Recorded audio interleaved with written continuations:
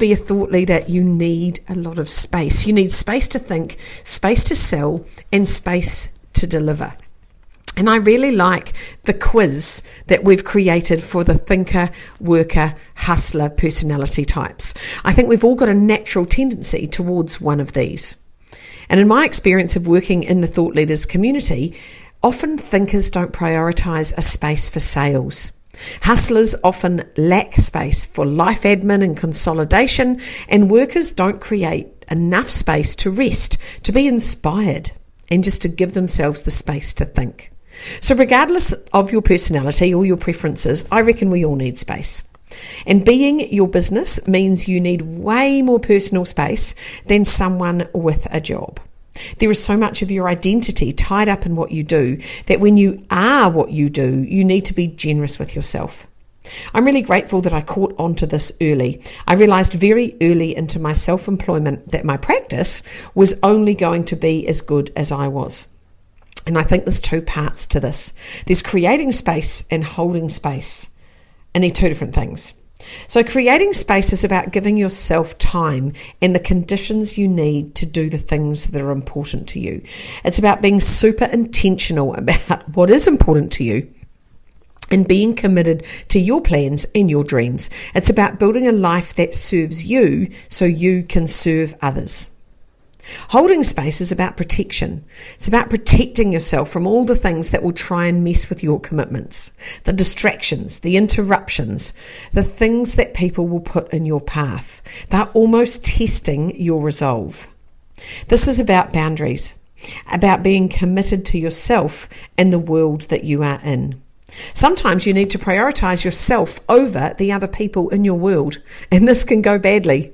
People will not enjoy you setting new boundaries that impact on their access to you. They may not like you protecting yourself. It can be a tricky balance, and it's a conversation that comes up often as people move through their belt journey and develop their practices. For me, one of the best bits of being in the Thought Leaders community is the commitment to attend events, a commitment that I made to be all into the community. To literally get my money's worth and to grow myself required a conversation. It required a conversation with my friends and my family about what I was up to, about where I was going to be and why, and that I was not available during the days of quarterly immersions.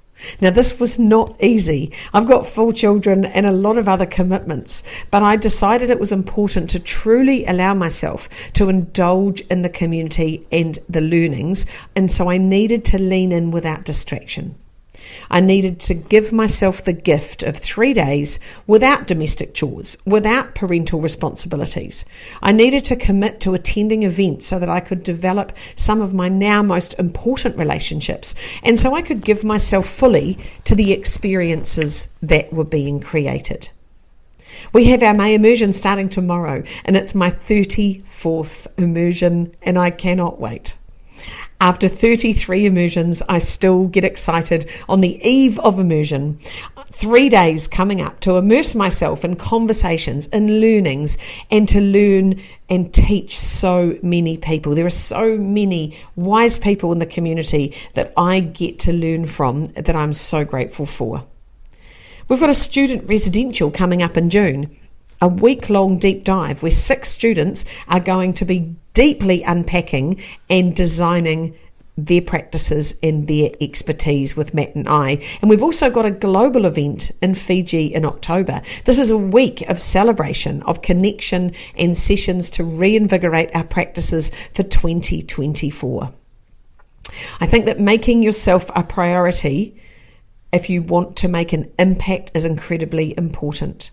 And giving yourself space is one of the greatest gifts that you can give yourself, your future self, your successful self. The self that wants to achieve and do and be so much needs some space to grow. So I want to finish with 4 ideas. The first being, be super intentional about your time management.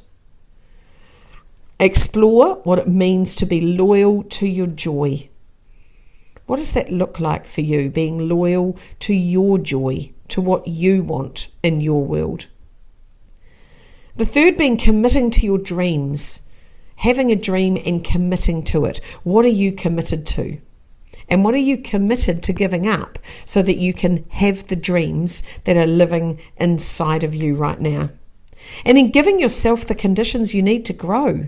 You need to give yourself the space you deserve.